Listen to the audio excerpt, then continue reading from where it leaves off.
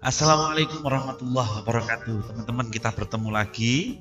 Pada pertemuan yang kedua, kita akan membahas tentang kata dalam bahasa Arab. Atau kita sebut tadi dengan apa? Kemarin kita sudah bertemu toh? Kalimah. Oke. Kalimat dalam bahasa Arab. Pendalaman sekarang. Kemarin kan saya bilang, Pak, objek itu kan harus berbentuk isim ya Pak. Objek itu kan harus berbentuk kalimat isim ya Pak. Mungkinkah Pak cuma isimnya seperti itu aja? Nanti kalau saya menjumpai isim yang berbeda, bagaimana itu Pak? Nah, ini akan kita perdalam di sini. Yang pertama kita akan membahas dulu tentang kalimat isim ya. Taksimat al-ism. Taksimat al-ism, pembagian kalimat isim itu dibagi sangat banyak sekali. Nah, untuk selanjutnya kita akan fokus pada apa yang saya jelaskan nanti. Oke. Yang pertama kita akan berbicara tentang isim dibagi dari aspek kata ganti orangnya. Jadi, aspek kata ganti orang itu isim dibagi menjadi dua. Ada yang dinamakan dengan isim dhamir, ada yang dikatakan dengan isim dhohir atau isim dhohir dulu, kemudian yang kedua itu adalah isim dhamir. Apa Pak itu? Isim dhohir itu isim yang tampak. Contohnya seperti saya, Zubaidi, bangku, kursi, itu semuanya kan tampak ya. Tetapi kalau isim dhamir itu tidak tampak. Contohnya apa? Huwa, huma, hum, hiya, huma, hunna. Tadi itu toh Pak. Kata ganti orang isim dhamir itu. Iya. Isim dhamir itu adalah kata ganti orang ya. Nah, ini teman-teman bisa Anda lihat bahwa isim dhamir itu terbagi juga menjadi tiga ya. Tetapi ini kita nggak akan bahas itu dulu. Kita akan membahas tentang isim pembagian isim terlebih dahulu. Untuk prakteknya nanti di belakang ya. Kemudian dari aspek jenisnya yang selanjutnya, ternyata kata benda kalimat isim itu dari aspek jenisnya terbagi menjadi dua juga. Ada yang dinamakan dengan isim mudzakkar, ada yang dinamakan dengan isim muannats. Apa sih Pak isim mudzakkar itu? Tuh contohnya. Isim mudzakkar itu adalah kalimat isim yang menunjukkan laki-laki atau lebih ya. Menunjukkan laki-laki atau lebih mudahnya kalimat isim itu adalah kalimat isim yang mengisyaratkan kepada kita bahwa kalimat tersebut menunjukkan laki-laki yang tidak diakhiri dengan tak marbutoh, itu tandanya. Contohnya apa Pak? Contohnya adalah maktabun. Loh Pak, maktabun itu kan meja. Meja kok laki-laki, perempuan ini gimana maksudnya? Iya. Di dalam bahasa Arab ada pembagian itu. Dan itu harus kita terima gitu loh. Kalau dalam kata benda yang ada dalam bahasa itu kan nggak ada pembagiannya ya. Itu entah kalimat itu laki-laki atau perempuan, nggak ada pembagiannya ya. Tetapi kalau di dalam kalimat isim dalam bahasa Arab itu ada pembagiannya. Caranya bagaimana Pak? Pokoknya kata benda yang tergolong mudzakkar, kata benda yang tergolong laki-laki, itu adalah kata benda yang dia tidak ada tanda-tanda tak marbutohnya atau alif maksurah. Alif maksurah itu apa Pak? Tuh contohnya. Nih.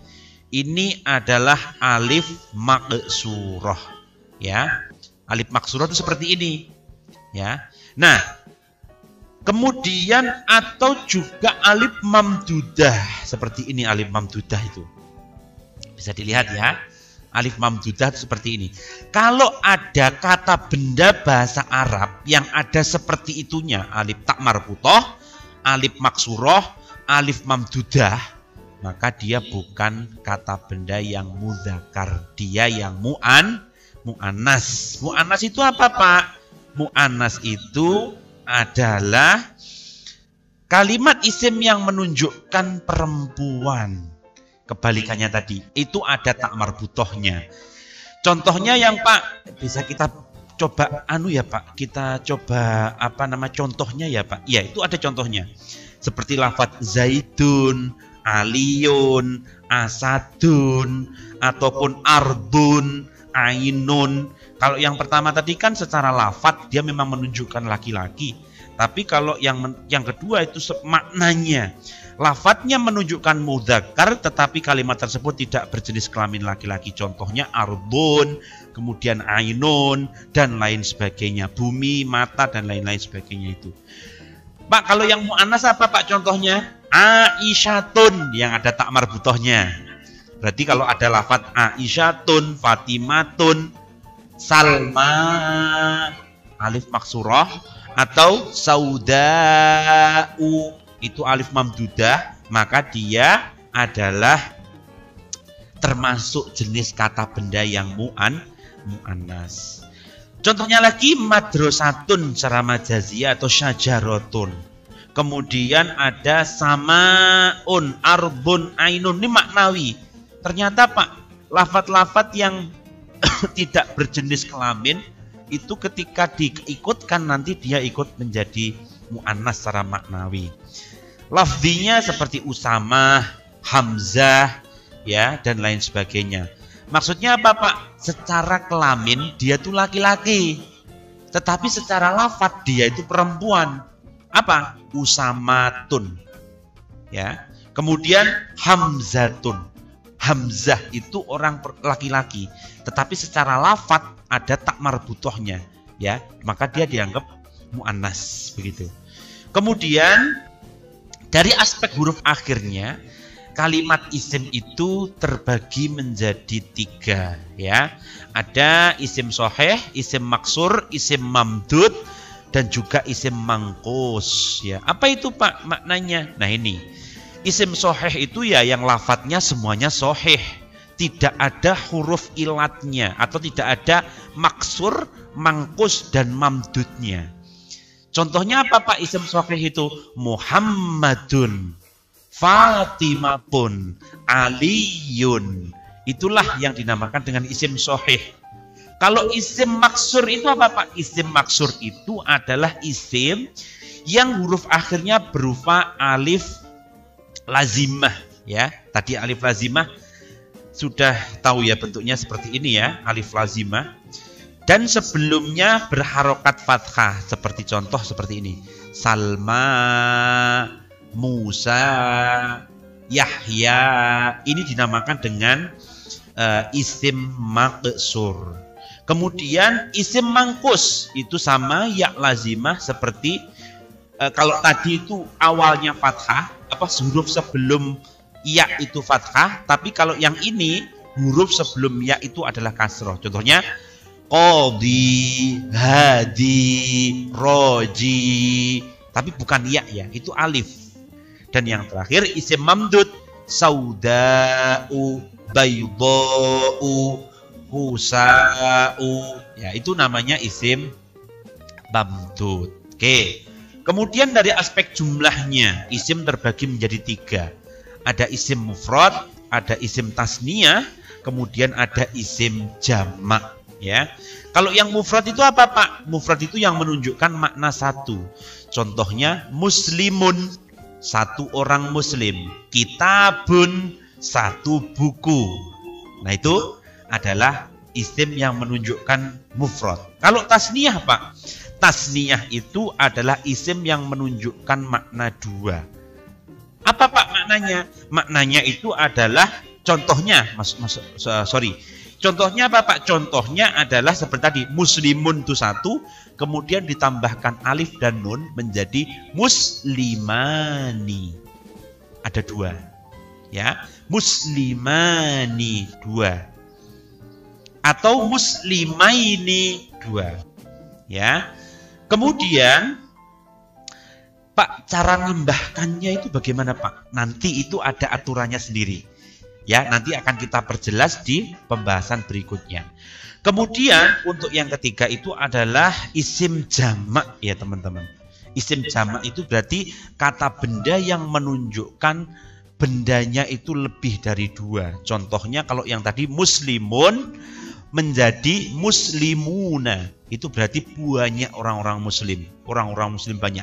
Kalau tadi kan muslimani, dua orang muslim, muslimun, satu orang muslim. Kalau yang ketiga ini al-muslimuna ditambahkan wawu dan nun, dia menjadi orang muslim-muslim yang sangat banyak. Gitu ya. Nah, Pak, jamak itu ternyata ada banyak. Iya, ada jamak mudzakkar salim, ada jamak muannas salim, kemudian ada yang dinamakan dengan jamak ghairus salim, atau bisa kita sebut dengan jamak taksir.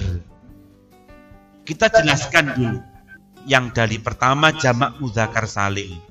Jamak mudzakkar salim itu adalah lafaz jamak yang hanya bisa dijamakkan dari mufrad atau isim mudzakkar. Ya, biasanya isim mudzakkar itu jamaknya memakai jamak mudzakkar salim. Contohnya muslimun, muslimuna, ditambahkan wawu dan nun, Pak. Iya, tapi nanti penambahannya ini ada aturannya sendiri, nanti kita jelaskan di belakang. Kemudian Pak, kalau yang jamak muannas salim, ya pastilah muannas itu jamak untuk isim-isim yang muannas. Contohnya Pak, muslimatun, itu kan orang ibu-ibu muslimat ya, ibu muslimat satu. Kalau kita ingin menjamakkan menjadi muslimatun, muslimatun menjadi muslimatun. Nah, itulah yang dinamakan dengan jamak mudzakkar salim atau jamak muannas salim untuk mudzakkar. Dan Pak, kalau jamak taksir katanya tadi Pak, yang ketiga, ternyata ada juga ya Pak kriteria jamak itu yang jamak taksir. Iya teman-teman, jamak taksir itu ternyata dia berubah dari bentuk aslinya. Contohnya apa Pak?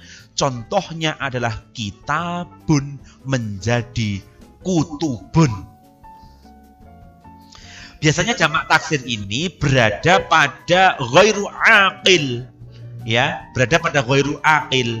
Ghairu aqil itu apa Pak? Yang tidak berakal. Kalau yang tadi kan mudzakkar, muannas itu kan untuk jamak-jamaknya orang ya, muslimun, muslimatun.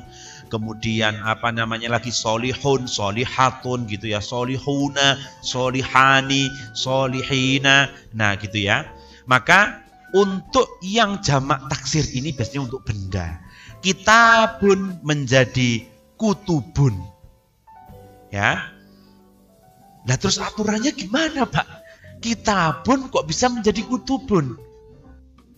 Kitabun kunya dirubah jadi doma, tubun, waduh sulit Pak itu. Nah, maka untuk menyulitkan, memudahkan diri kita dari melihat jamak taksir itu, kita bisa lihat di kamus.